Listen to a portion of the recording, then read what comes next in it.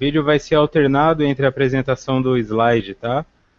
É que eu só deixei esse slide de abertura aí, nós vamos iniciar às 18h55.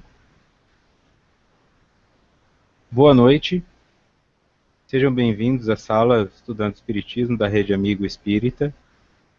Hoje retomaremos, né? Esse estudo já havia sido feito no ano passado, alguma parte dele, uns 16 ou 17 encontros, e por uma questão de mudança geográfica, eu mudei para a região metropolitana de São Paulo.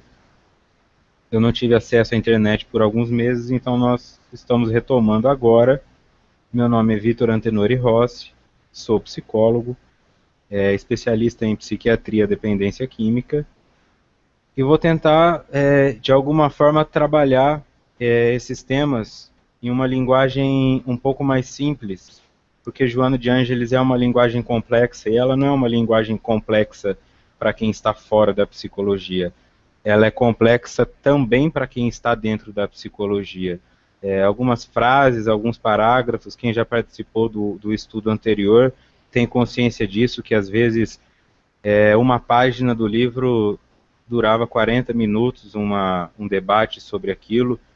Então o objetivo desse estudo é começar por essa obra e estendendo as obras da série psicológica de Joana e Divaldo. O mais importante disso tudo é ter em mente que eu não trabalho com pressa. Eu não sei quanto tempo dura esse estudo, porque o mais importante para mim é que o tema seja compreendido, né? Não adianta ler por cima, é justamente um estudo porque vai ser tudo bem apreciado, tudo bem orientado, tudo bem observado, de forma que não fique nada para trás. Algumas coisas podem ficar confusas, algumas coisas podem parecer um pouco complexas, mas isso é da Joana. Ela propositalmente não facilita a literatura dela, porque ela quer que o leitor se empenhe em aprender um vocabulário novo, vá procurar no dicionário aquilo que não entenda. Então ela motiva também o crescimento, né? Ela não só instrui, mas ela também trabalha na prática. Por isso faz dela um espírito genial. Isso faz dela uma escritora esplêndida, porque ela te obriga de alguma forma a buscar. Se você não busca, você para ali mesmo, e o objetivo nosso aqui não é ficar parado. Alguns de nós, e eu me incluo nisso, já perdemos muito tempo na procrastinação terrena, terráquea e anteriores, ok? Então sejam todos muito bem-vindos. Esse é só o primeiro passo de muitos que ainda virão aí pela frente, todas as terças-feiras. Eu vou começar então compartilhando. À medida que eu compartilhar o slide, o vídeo vai sumir, mas eu vou retornando. Tá? Dentro dessa proposta da forma como eu montei o material, aquilo que estiver em itálico e com aspas é retirado exatamente como está do livro. Tá? O livro vai ser estudado inteiro. Eu não peguei partes para estudar. O livro todo está sendo transcrito aqui. Então esse material também vai ficar disponível para quem quiser estudar em sua própria casa, para quem quiser promover esse estudo. Eu não sou o criador de nada disso, eu apenas organizo o material. Então fiquem à vontade também para usufruir dele da forma que melhor couber. Portanto, aquilo que for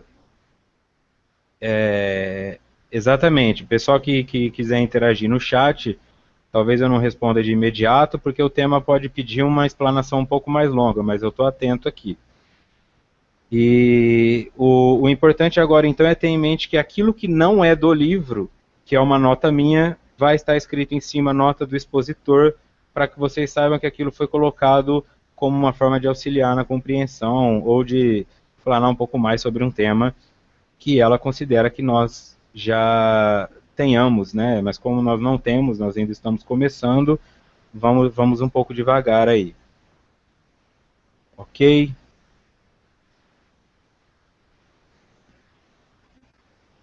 Então aqui estamos, estudo da obra, Autodescobrimento, uma busca interior, Divaldo Franco, Joana de Ângeles, com o expositor Vitor Antenori Rossi, Rede Amigo Espírita.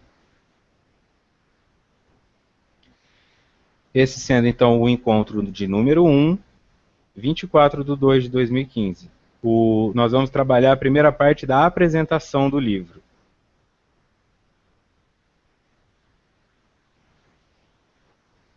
Mais um ensaio de psicologia espírita, onde a instrutora espiritual analisa o ser real, os conflitos, o inconsciente e o subconsciente, a viagem interior, os transtornos comportamentais, o pânico, a amargura, a conquista de si, etc., facultando que cada um descubra seus limites reais e verdadeiras aspirações. O objetivo dessa obra é esse. A instrutora espiritual analisa o ser real. Isso já começa a nos trazer um choque em algum ponto, porque aquilo que nós acreditamos ser o real, muitas vezes está coberto de ilusões, está coberto de coisas que nós gostaríamos de ser. Então essa obra não fica avaliando nossas máscaras, não fica avaliando os nossos personagens. Ela busca avaliar o ser real. Conflitos, o inconsciente e o subconsciente, isso também vai ser bem mais elaborado. A viagem interior, já presumindo que existe um campo vasto para ser explorado dentro de nós, senão não seria uma viagem, seria uma visita. Isso já nos refere que é um caminho longo, que é um caminho extenso, que não vai ser da noite para o dia. Os transtornos comportamentais, aqueles comportamentos que nos impedem de viver bem, o pânico, a amargura, a conquista de si, etc., se referem que é possível nos conquistar a nós mesmos, isso implica que nós nos perdemos em algum ponto. Eu só posso conquistar aquilo que não é meu. Portanto, isso é presumido que nós ainda não somos de nós mesmos, porque não acessamos esse ser real. Facultando, ou seja, permitindo que cada um descubra seus limites reais e verdadeiras aspirações. Essa, então, é a intenção primordial do livro. Então, dentro da apresentação, começa assim. A psicologia espírita demonstrou que, sem uma visão espiritual da existência física, a própria vida permaneceria sem sentido ou significado. A psicologia espírita demonstrou que, sem uma visão espiritual da existência física, a própria vida permaneceria sem sentido ou significado. Por que o sentido e o significado, o sentido está grifado? Nesse texto o sentido está grifado porque nós temos uma associação de que o sentido é onde eu vou chegar. E, na verdade, o sentido é a direção em que eu estou, em que eu me coloco. A partir do momento, então, que eu estou virado em uma direção, este é o meu sentido. O sentido da minha vida, naturalmente, vai culminar em um destino específico. Se o sentido dos meus passos estão virados para o tabagismo, é natural que eu não venha me assustar caso eu desenvolva um câncer. Então, o sentido da vida é aquela orientação para onde a nossa vida está indo. Por que estamos aqui? E o que podemos fazer disso que temos? Eu preciso, então, começar a orientar que, se não houver uma visão espiritual, psicológica do corpo físico, não há um motivo de estar. Não é possível, segundo a ótica deles, que nós estejamos aqui simplesmente por um acaso, por uma aglomeração molecular que aconteceu ao acaso. Boa noite a todos que estão chegando agora, tá? Estamos aí dando continuidade, então.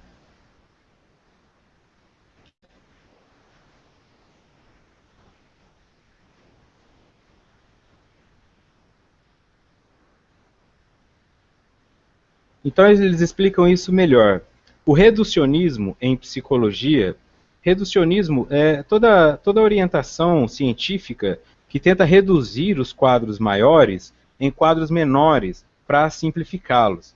De alguma forma se utilizam em parte do método cartesiano, que é quando você divide o todo em partes. Então, quando ele se trata do reducionismo em psicologia, seria orientar que nós somos norteados apenas pelo sistema nervoso central. Então, dando continuidade para que fique mais claro, o reducionismo em psicologia torna o ser humano um amontoado de células sob o comando do sistema nervoso central, vitimado pelos fatores da hereditariedade e pelos caprichos aberrantes do acaso. A saúde e a doença, a felicidade e a desdita, a genialidade e as patologias mentais, limitadoras e cruéis, não passam de ocorrências estúpidas da eventualidade genética. Isso aqui é muito pesado para alguns indivíduos do meio científico, para ateus principalmente, para nihilistas e pessoas que ficam buscando entender o mundo só com aquilo que é possível de se tocar, né, com o que é tangível. Aqui eles estão trazendo o seguinte: o reducionismo diz que nós somos um amontoado de células sob o comando de um sistema nervoso central e que somos vítimas, portanto não temos chance alguma relacionada aos fatores da hereditariedade e os caprichos aberrantes do acaso. Essa orientação, essas pessoas, elas enxergam o mundo de uma forma que é sorte. Olha, se você nasceu com uma doença degenerativa cerebral, foi azar, foi a genética. Mas você não teve nem condições de lutar contra isso. Você desenvolveu-se como esse amontoado de células e, por azar de ter uma genética ruim, nasceu sem um membro, nasceu com uma doença e não tem como lutar contra isso. Então, tanto a saúde, a doença, a felicidade, a tristeza, a genialidade, as patologias mentais, e aí os loucos, os esquizofrênicos, os bipolares, os borderlines, que são patologias limitadoras, não passam de ocorrências estúpidas da eventualidade genética. E alguns indivíduos, então, estão dentro dos laboratórios tentando resolver essa parte genética como se isso fosse dar conta de todo o resto.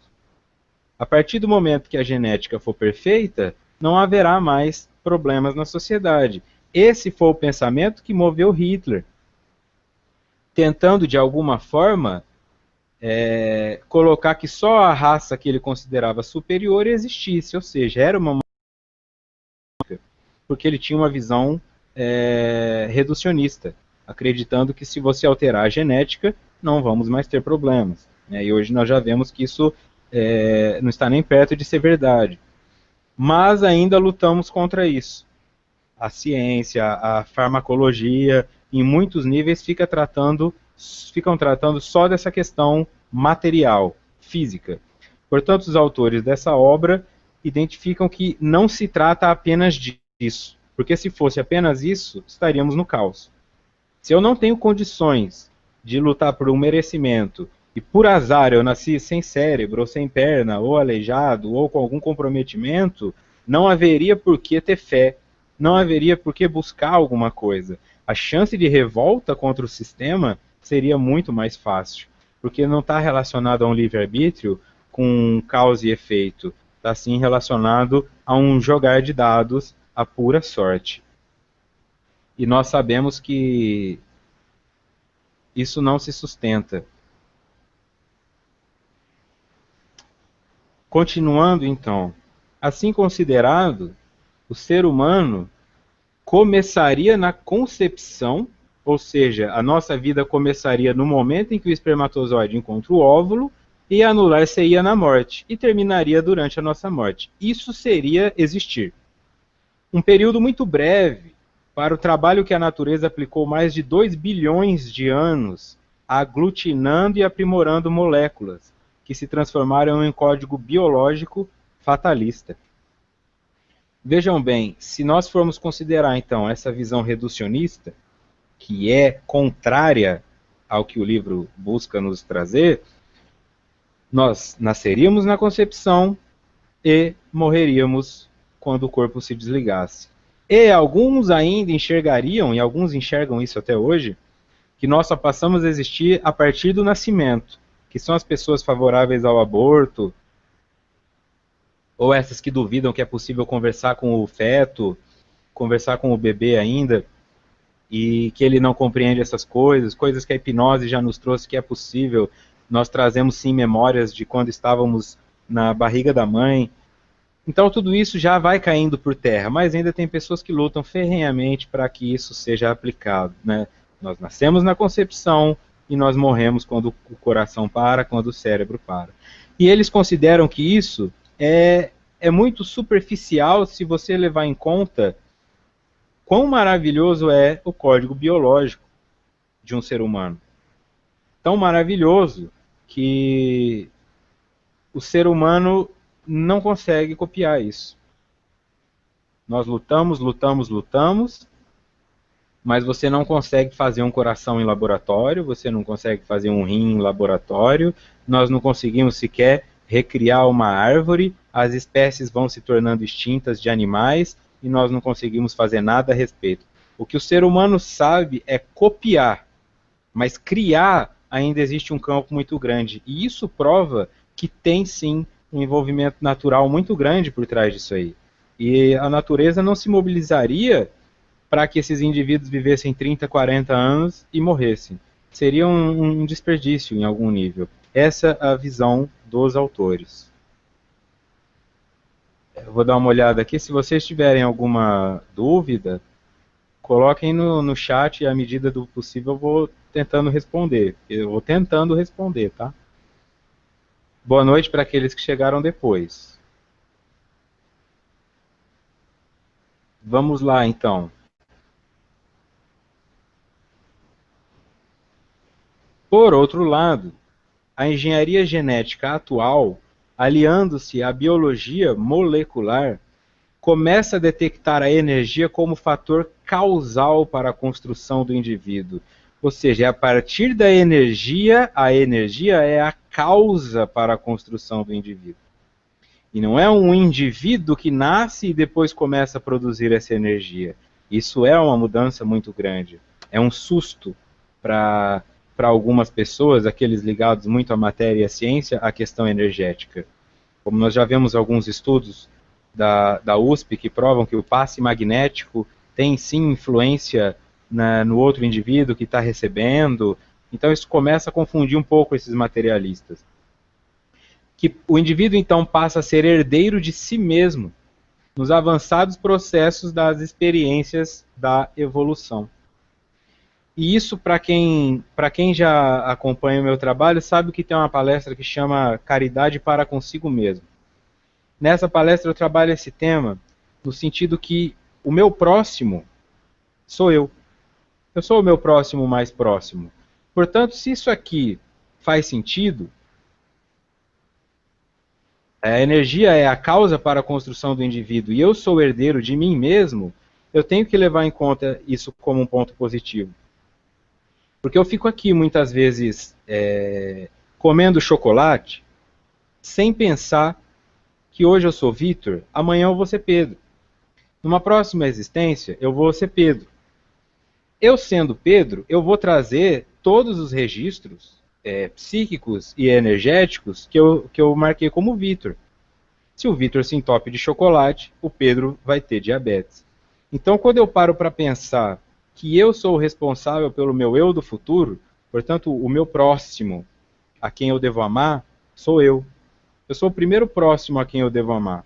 Porque se eu não fizer nada por mim hoje, a minha próxima existência vai sofrer muito. Porque eu fui preguiçoso, porque eu fumei, porque eu fui agressivo, porque eu enganei um monte de gente, aí na próxima encarnação eu vou ter que ficar pagando tudo isso, ganho dinheiro, alguém te rouba, ganho dinheiro, alguém te passa para trás, esses processos todos dolorosos que nós já conhecemos, chamados expiações, provas e expiações.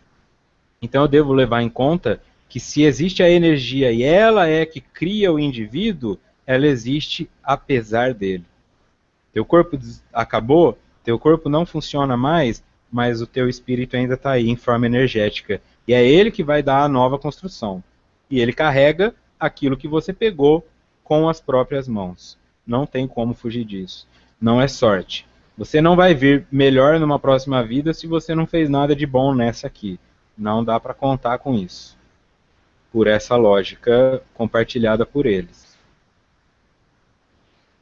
Os conceitos materialistas, deste modo, aferrados ao mecanismo fatalista, fatalista porque é fatal, é desse jeito e pronto, cedem lugar a uma concepção espiritualista para a criatura humana, libertando-a das paixões animais e dos atavismos que ainda lhes são predominantes. Aqui uma nota que o atavismo é a reaparição em um descendente de certos caracteres vindos de um antepassado e que não se haviam manifestado nas gerações intermediárias.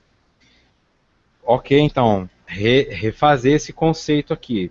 Os conceitos materialistas que acreditam que o mecanismo funciona de uma forma fatalista, você depende só da sua genética, você nasce no parto e você morre no desencarne, você morre quando o seu corpo físico passa a ceder lugar então a uma concepção espiritualista.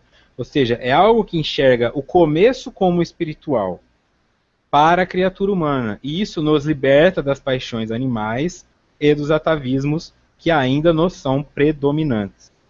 Ou seja, a partir do momento que eu sei que eu tenho uma existência anterior, isso é o importante, eu me torno responsável pela atual. Por isso me liberta das paixões. Por isso me liberta dos atavismos. Porque eu não fico me vendo como vítima. Aquela conversa de homem que trai a esposa e fala que é porque a carne é fraca, porque o homem é assim mesmo, porque o homem pré-histórico tinha que ficar procriando enquanto a mulher ficava em casa. Isso é um indivíduo totalmente materialista, com concepção fatalista, fugindo da responsabilidade de que ele deve mudar.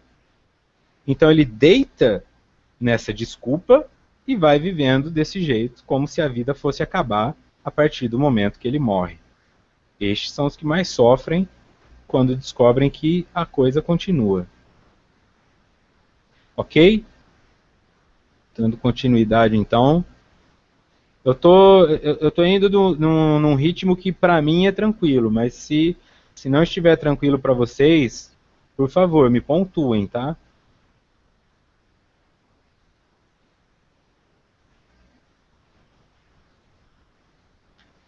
Aqui eles já entram na parte específica da psicologia, e essa parte é muito importante para a compreensão da obra, porque é isso que embasa toda a temática que nós vamos trabalhar durante a leitura desse livro.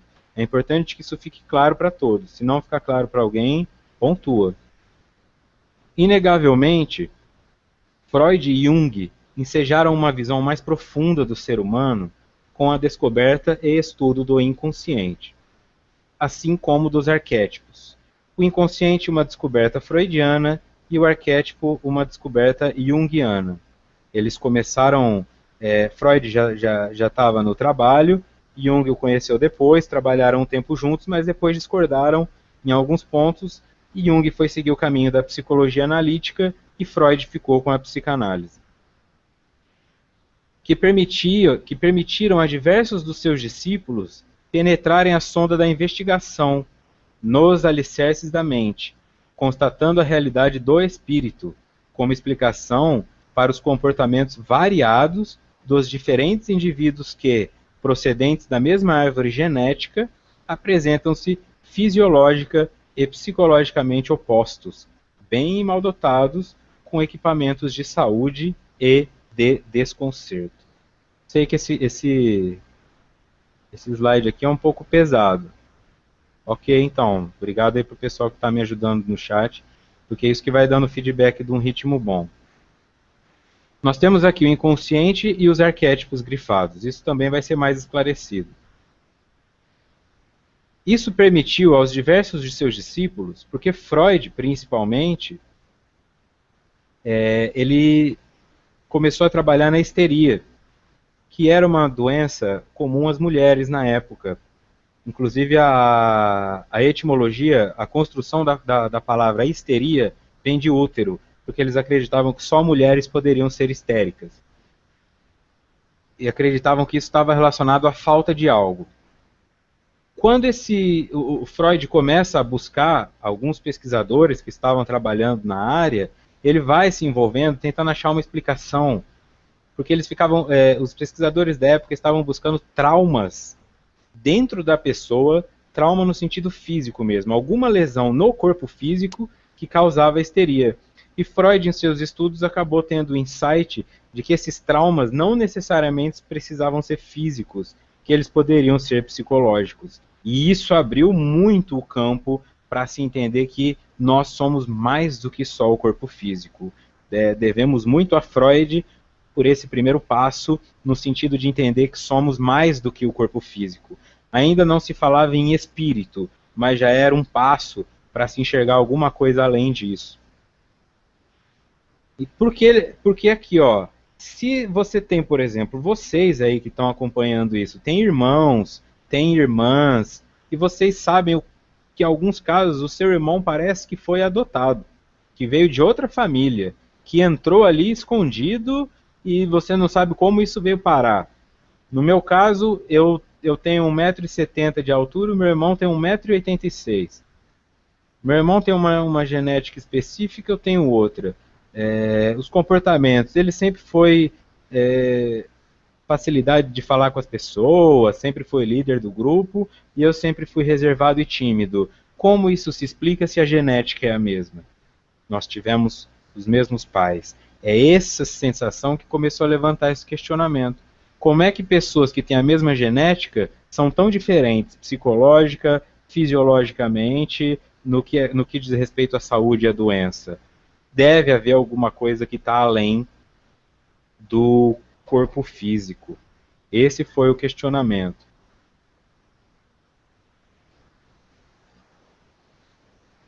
E vamos lá, continuando. Aqui uma nota minha. Para que possamos falar de símbolos e arquétipos, é necessário explicar o conceito de inconsciente coletivo. De maneira simples, inconsciente coletivo é a parte do inconsciente individual que resulta da experiência ancestral da espécie, ou seja, ele contém material psíquico que não provém da experiência pessoal. Por quê? Porque ali foi colocado, anterior aqui, ó, assim como dos arquétipos. Nós precisamos saber o que é arquétipo para entender essa obra dela. E para entender o que é arquétipo, tem que entender o que é inconsciente coletivo. Tem o inconsciente. Isso a maioria de nós temos alguma noção do que se trata do inconsciente. Aquilo que não pode ser acessado conscientemente. Que vem através de sonhos, que vem através de atos falhos. Só que este inconsciente individual também se manifesta de forma coletiva.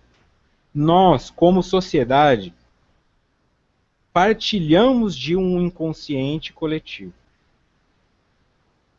Segundo Freud, denominamos um processo psíquico inconsciente quando a existência somos obrigados a supor, devido a um motivo tal que inferimos a partir de seus efeitos, mas do qual nada sabemos. Então, essa é a definição de inconsciente, para que isso fique bem claro. Se eu tenho que supor isso, eu suponho, quando nós olhamos, por exemplo, as pessoas com transtorno borderline, você identifica que a maioria dos pacientes, a grande maioria dos pacientes, é do sexo feminino e sofreu abuso quando era criança, sexual ou agressivo de forma muito intensa. Tem como provar que isso faz o indivíduo ser borderline? Não, é uma suposição. Porque existem pessoas que foram abusadas e não são borderline. E existem pessoas com os traços do borderline que não foram abusadas. Borderline são aquelas pessoas que se cortam o próprio corpo e se colocam sempre em situações de risco.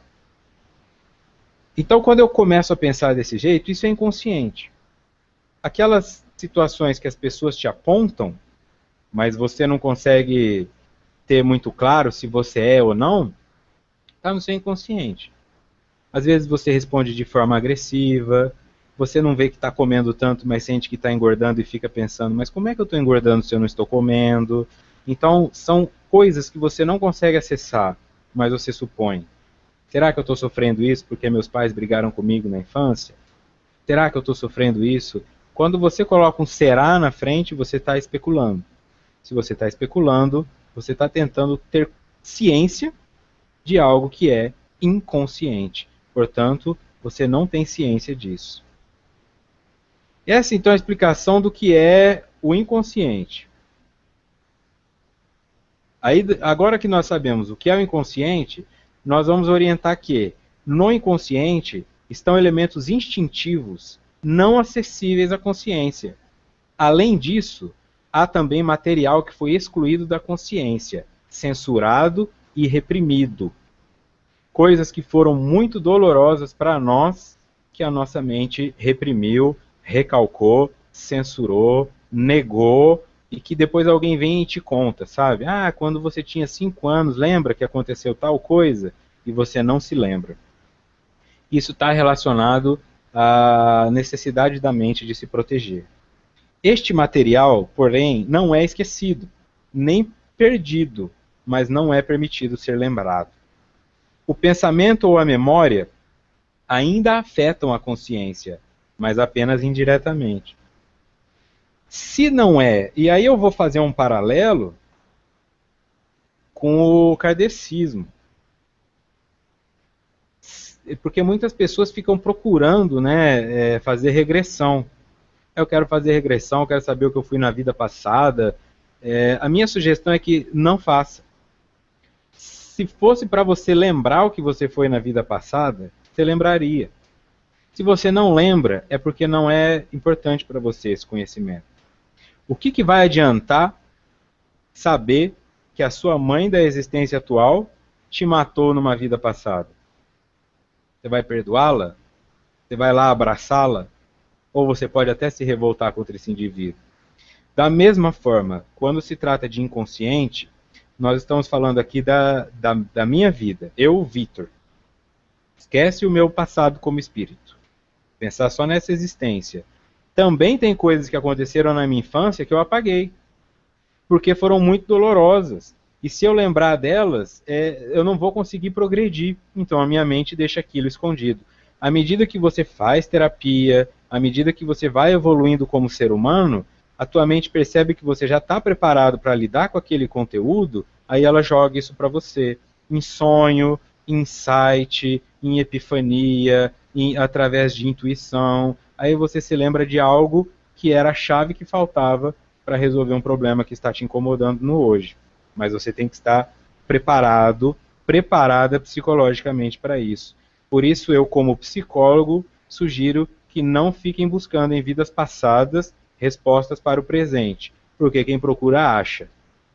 E se você não conseguiu lidar com aquilo na vida passada, não tem por que trazer para essa. Faz a coisa no aqui e agora. Você vai ter uma solução muito melhor. Não adianta ter fé que a espiritualidade sabe o que está fazendo, entre essas coisas, te dar o esquecimento e depois ficar buscando isso manualmente através de recursos. Você só está tentando achar um atalho e mostrando que não confia num planejamento espiritual.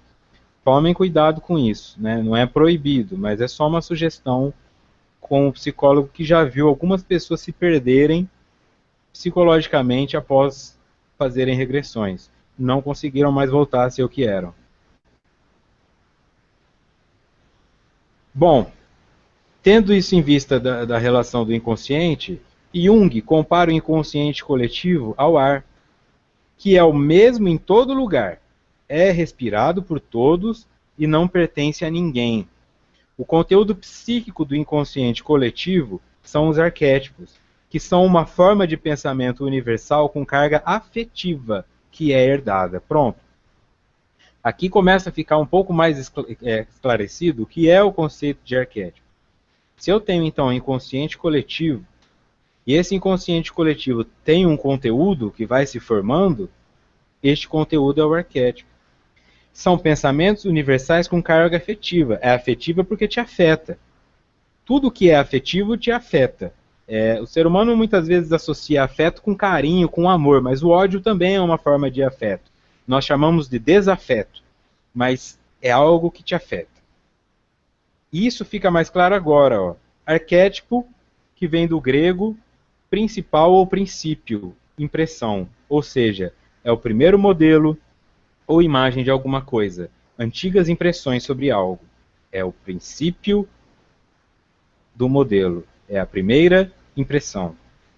Isso, na prática, Jung deduz que as imagens primordiais, portanto, os arquétipos, se originam de uma constante repetição de uma mesma experiência durante muitas gerações. Os arquétipos são os elementos inabaláveis do inconsciente, mas mudam constantemente de forma. E aqui para fechar. Por exemplo, todo mundo quer encontrar seu par perfeito ou alma gêmea. Pode-se dizer que isso se resulta de um arquétipo, da figura de Adão e Eva, ou de outra, pois em todas as religiões existe uma história que ilustre a união entre as polaridades. Então, para dar uma acalmada aqui, que eu sei que essa parte é pesada, vou colocar aqui um comentário da Rita. Vitor, não apagar algo da infância, mas também não conseguimos nunca falar, nem mesmo para psicólogo. Mas quando me lembro, me incomoda muito. Sim, porque isso que te incomoda ainda é a ponta de um iceberg, que tem uma origem lá atrás. Se te incomoda, tem parte de você nisso. Ah, mas eu fui agredido quando eu era criança, porque em algum momento eu agredi quando eu era adulto. E se eu for buscar a pena para os responsáveis que me agrediram, eu vou acabar achando a pena para mim mesmo. E o nosso espírito sabe disso. Tem uma lei, causa e efeito. Tem uma justiça. Então, quando eu fico levantando esses questionamentos de as pessoas que fazem o mal têm que ser punidas, quantas vezes eu fui lá na delegacia me entregar? Na tua adolescência você não fez nada de errado. Estou falando de forma geral. Você não fumou maconha, você não bebeu álcool, você não teve um coma alcoólico antes dos 18 anos, você não pegou um carro para dirigir sem carteira, nada. Você nunca fez nada disso. E aí, em algum momento, quando você ficou adulto e teve consciência, você foi lá na delegacia falar, escuta, quando eu era adolescente, eu fiz uso de drogas, ou então eu dirigi sem carta e eu queria ser punido por isso. Nós não fazemos. Porque nós consideramos que o que foi passado e não foi pego, deixa para lá. Só que a justiça não é bem assim. A justiça espiritual, ela te faz pagar. E quando você fica questionando o teu algoz, ou seja, o teu inimigo, esse cara me roubou 15 mil reais, eu vou matar ele, eu vou denunciar, ele vai para a cadeia, você vai buscar as razões disso, na verdade você descobre que aqueles 15 mil reais eram dele, que você tinha tirado antes. E aí? O indivíduo se entrega? Então tem que tomar muito cuidado, né, e muita orientação, porque todos nós em algum momento infringimos alguma lei. Se não for uma lei civil, penal, for uma lei moral.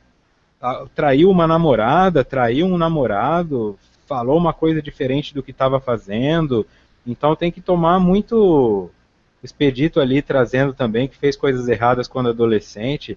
É comum, isso é comum. Né? E tem gente que vai continuar fazendo de adulto e tem idoso fazendo coisa errada. Eu só estou falando para, se tem algo que te incomoda, tá no teu psicológico, tá no teu inconsciente, não fuça. E se for mexer, vai com ajuda especializada. Tá? Quer mexer lá atrás? Procura um bom psicólogo, uma boa psicóloga que trabalhe com hipnose, mas que faça isso há bastante tempo, que te dê um respaldo. Saiba que isso é um tratamento longo, que vai te custar um dinheiro, então não vai lá para fazer uma, duas sessões, se planeja, toma cuidado, não fica brincando com a sua mente, porque se ela achar que você é um perigo para ela, aí ela se protege de você. E aí você vai ter um processo neurótico, psicótico, que é quando a mente se desliga da realidade, porque a realidade está dolorosa para ela. Se você for o seu problema, sua mente vai se desligar de você. E então eu tenho essa noção de que o arquétipo são essas imagens que nós trazemos que parece que precisam ser repetidas. Quando você já vê aquilo se repetindo, tem mulher que nem sabe por quê. Mas tem que lavar louça para o marido. E o marido não precisa lavar louça. A mãe tem uma filha e só compra brinquedinho rosa para ela.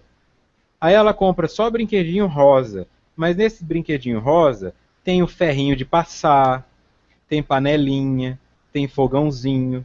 E aí? Tá criando a menina para ser o quê? Dona de casa.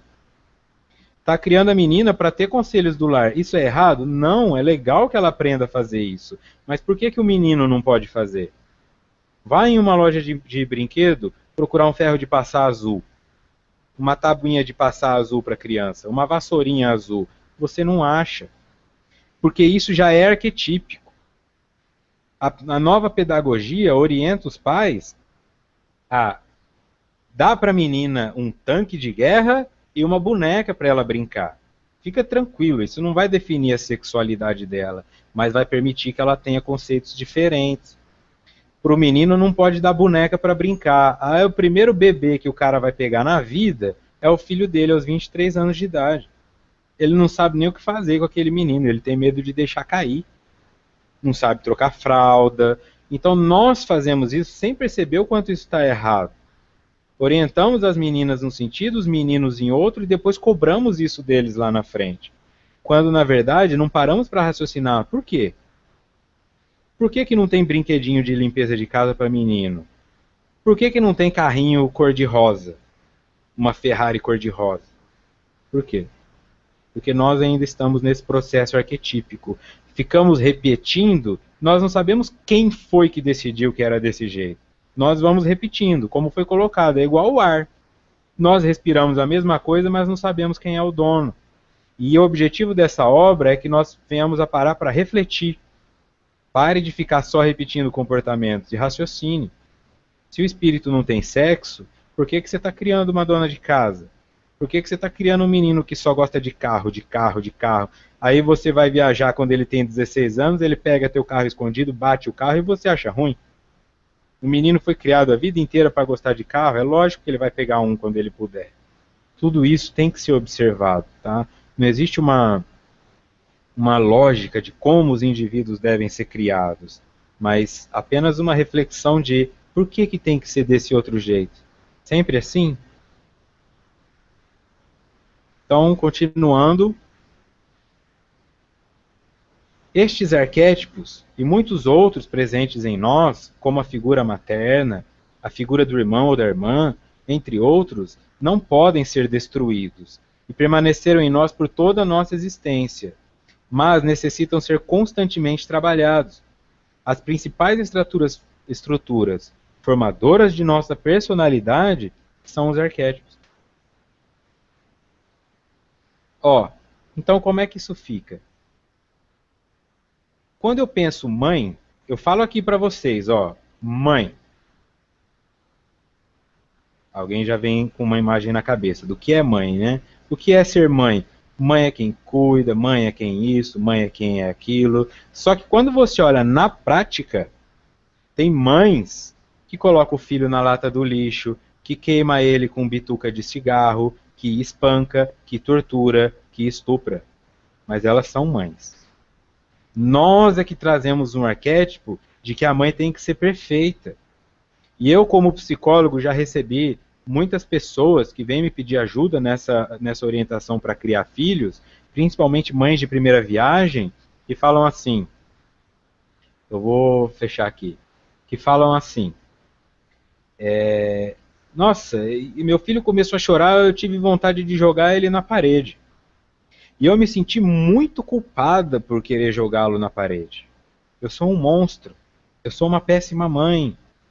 Porque várias mães tiveram vontade de jogar o filho na parede. E eu não estou falando de agredi-lo para matá-lo. É simbólico isso. É raiva. Porque ela dorme de 3 em 3 horas e ela sente dor e ela tem desconfortos. Em um momento ela explode, o que ela quer é sair dali. Porque ela acha que ela não está dando conta. E ninguém vem e fala para ela, é difícil mesmo. A mãe dela chega e fala para ela, você está fazendo errado, eu não errei com você, mentem. O que nós consideramos que deve ser uma mãe é inatingível na realidade. E toda mulher que tem um filho, em algum momento sente que não é uma boa mãe. E o homem que tem um filho sente a mesma coisa. Eu sou um péssimo pai. Se o meu filho fuma um cigarro, a culpa é minha. Se o meu filho não fuma nada, a culpa é minha. Se meu filho tem um monte de namorada, a culpa é minha, porque eu não conversei. Se a menina parece grávida, a culpa é minha. Essa coisa fica pesada porque é o arquétipo. Quando alguém te fala o que é ser um pai, você considera aquilo tão perfeito e tão idealizado que o que foge daquilo você considera errado. E aí você fica se julgando e sente que não é um bom pai, que não é um bom marido, que não é uma boa esposa, que não é um bom empregado, e vai entrando nesse ciclo de sentir que você está longe do que deveria ser, quando na verdade todos são assim. Os arquétipos têm relação com a cultura? Tem relação com a cultura porque eles também são ancestrais, né? A cultura é construída em torno do arquétipo. Nós temos uma cultura machista? Temos. Nós temos uma cultura homofóbica? Temos. Mas de onde vem isso? Do arquétipo. Quando você pega o arquétipo da homofobia, por exemplo, nós somos um país cristão. Predominantemente cristão. Não estou falando de igreja, estou falando de cristão. O Ocidente, de forma geral, é cristão. Quando você busca a raiz do cristianismo, tem o Velho Testamento. E no Velho Testamento está em Levítico, que o homem que se deita com o homem é sujo. Você tem o Sodoma e Gomorra. Isso traz o quê? Lá atrás, desde aquela época, é considerado que um homem se deitar com outro é errado. E nós vamos repetindo isso. E quando chega na sociedade atual, você tem um rapaz de 17 anos que só quer sair de casa para encontrar alguém para amar e ele é espancado cruelmente por indivíduos que nem sabem por que estão fazendo aquilo. Estão batendo nele porque ele é gay, como se ele tivesse tido escolha. É pesado. Então a cultura ela é formada em cima dos arquétipos. E quando você altera um arquétipo, trabalha ele e traz ele mais para a realidade, ao invés de ficar repetindo, a cultura também se altera. E pouco a pouco você vai alcançando alguma coisa. Por mais que algumas pessoas possam reclamar, eu nem estou entrando em mérito político, nós temos na Argentina uma presidente mulher, nós temos no Brasil uma presidente mulher, e nós temos nos Estados Unidos um presidente negro. Isso quando eu era criança, e eu estou só com 30 anos, quando eu era criança já era difícil de imaginar que fosse acontecer. Então, o arquétipo começa a mudar. Começa a partir do momento que as mulheres podem sair de casa para trabalhar, quando você passa a ter babás que são homens, homens que limpam casa e mulheres que são mecânicas, motorista de ônibus mulher, isso já é uma alteração do arquétipo. E naturalmente altera a cultura. Você consegue eleger uma mulher como presidente, e você consegue eleger um negro como presidente num país como os Estados Unidos, onde metade do país antigamente queria matar os negros e colocava aquelas cruzes queimando da Ku Klux Klan. Então, assim, o arquétipo alterado, a cultura também altera, e por consequência o comportamento.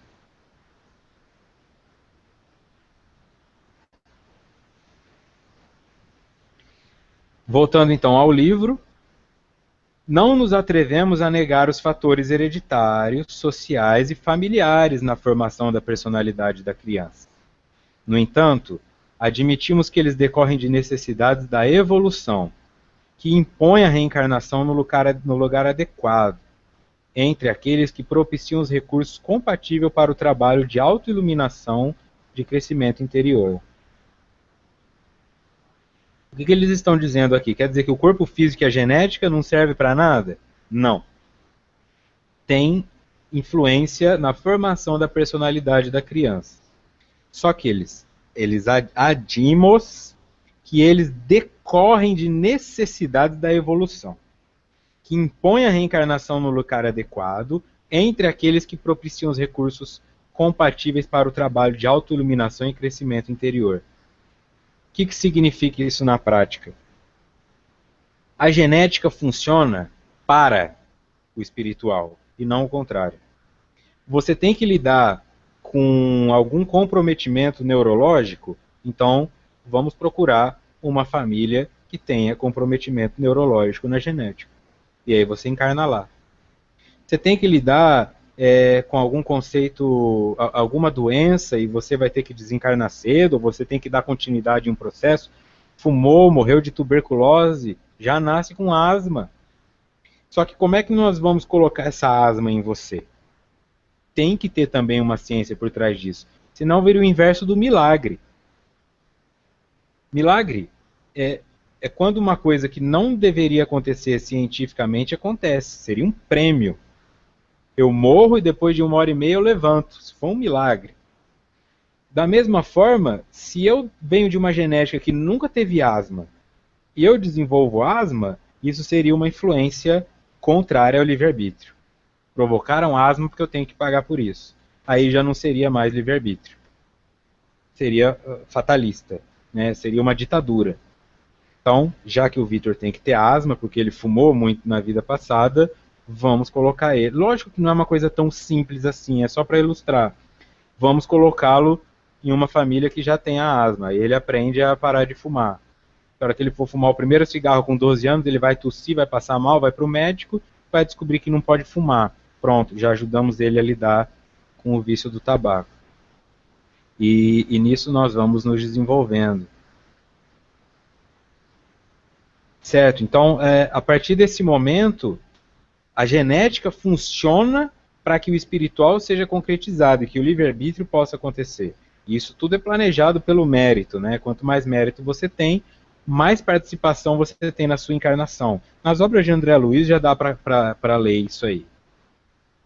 Não é tão difícil. O que você precisa, então, para se auto-iluminar e para crescer interiormente, é isso que a genética é usada a seu favor. Continuando. A necessidade, portanto, do autodescobrimento em uma panorâmica racional torna-se inadiável, a fim de favorecer a recuperação quando em estado de desarmonia, ou o crescimento se portador de valores intrínsecos latentes. O livro chama Autodescobrimento uma busca interior, e agora eles estão falando, baseado nisso tudo que nós mostramos para vocês, que tem o inconsciente coletivo, que tem o inconsciente individual, que tem o arquétipo, que o arquétipo influencia no seu comportamento. Se você não descobrir que arquétipos estão te movimentando, você não consegue melhorar. E essa busca é inadiável, a fim de favorecer a recuperação quando em estado de desarmonia. O autodescobrimento, portanto, se você não estiver bem, vai te ajudar a ficar harmônico novamente, e se você já estiver bem, vai te ajudar a crescer esses potenciais. Às vezes você já tem uma coisa aí dentro, né? Eu identifico isso em mim, em alguns pontos, e algumas pessoas vão se identificar com isso também.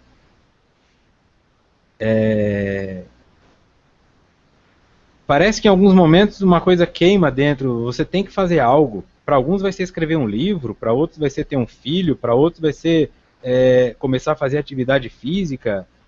Essa coisa que falta, esse empurrão que fica te gerando culpa, você sente que está procrastinando, isso está relacionado à falta de autoconhecimento. Quando você descobre o que está ali, e descobrir não é criar, o que está coberto já existe. Se eu deitar numa cama e me cobrir, eu existo. Pedro Álvares Cabral não criou o Brasil já existia. Ele tirou a venda que impediu o mundo de vê-lo. Então, o autodescobrimento é quando você tira o lençol que está cobrindo suas verdades. E aí você vai entender por que você fuma, vai entender aí por que o alcoolismo, como foi perguntado pelo Expedito Júnior. Se o filho de um alcoólatra, qual seria o desafio dele? Vencer o alcoolismo? Só pelo autodescobrimento, Expedito. Porque se nós formos colocar uma ciência exata nisso aí, vai ser arrogância. Da minha parte vai ser arrogância falar que eu entendo essa lógica. Que ele tem alguma relação com o alcoolismo, tem. Mas por quê? Só com autodescobrimento. Na história dele vai estar registrado por quê. Mas ele vai precisar buscar isso pelas próprias pernas. Então, continuando, enquanto não se conscientize das próprias possibilidades, ou seja, das suas possibilidades, daquilo que você pode fazer, mas não sabe, você ainda não é consciente disso, você estará aturdido em conflitos de natureza destrutiva. Foge espetacularmente para estados depressivos, mergulhando em psicoses de várias ordens, que o dominam e inviabilizam sua evolução, pelo menos momentaneamente. Se você está passando por neuroses, muito ciúme, muito medo, muito pânico, toda hora em estado depressivo, conflito de natureza destrutiva, dá soco na parede, quebra coisa, significa que está faltando alguma coisa de autoconhecimento, que alguma coisa está coberta, tá? E está te assombrando. Às vezes é uma coisa bem menor do que parece, mas o medo de ir lá mexer naquilo te faz reagir e projetar isso em pessoas que nada tem a ver com a real situação. Isso inviabiliza a sua evolução, pelo menos momentaneamente. Você pode estar perdendo uma existência pelo medo de se autodescobrir. A experiência do autodescobrimento, então, vai te permitir, no comportamento, como herança dos patamares já vencidos pela evolução, a dualidade do negativismo e do positivismo, diante das decisões a tomar.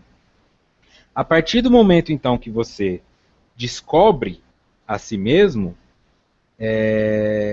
você vai conseguir enxergar o que é mal e o que é bom. E aí as suas respostas ficam todas sua responsabilidade. E esse é o problema. Está lá na palavra. A partir do momento que se dois indivíduos cometem o mesmo crime, mas um não conhecia a lei e o outro conhecia, o que conhecia paga mais. Eu não estou falando de lei civil, estou falando de espiritual.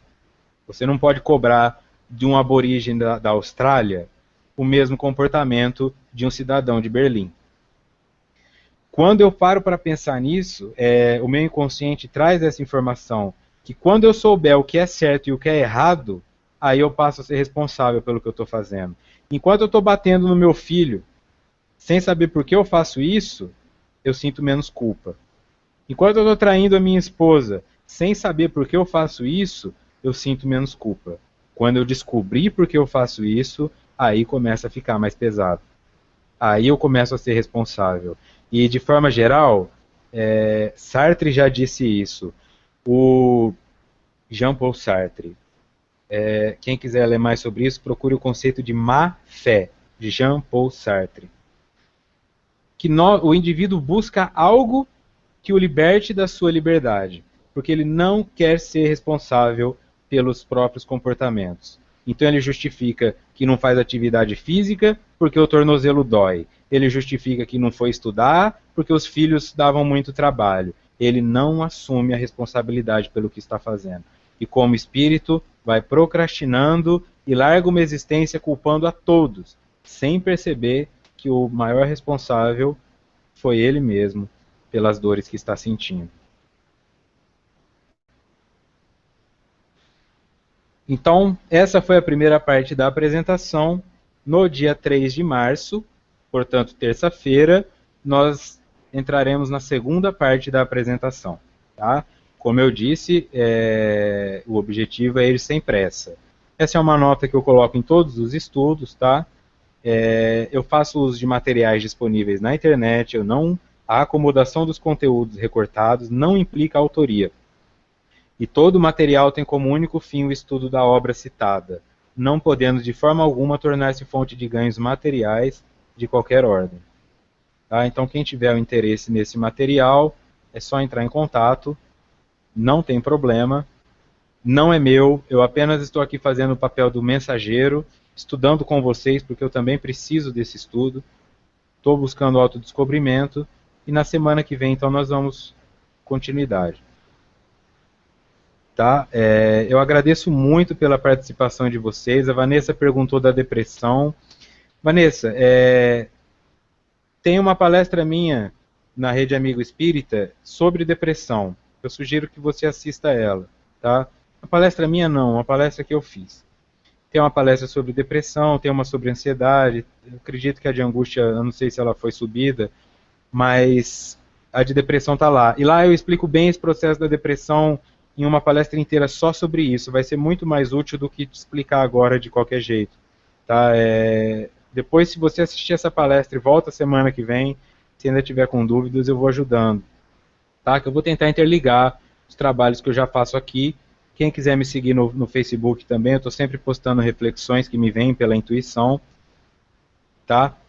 Eu agradeço a Rede Amigo Espírita, agradeço a todos vocês que estão aí acompanhando, desejando uma ótima semana, que nós possamos nos encontrar na semana que vem e dar continuidade nesse estudo. Fiquei muito feliz com a quantidade de pessoas presentes na sala e espero ter sido bem claro nas elucidações. que vocês possam sair daqui refletindo da mesma forma que eu vou sair. Muito obrigado e até semana que vem.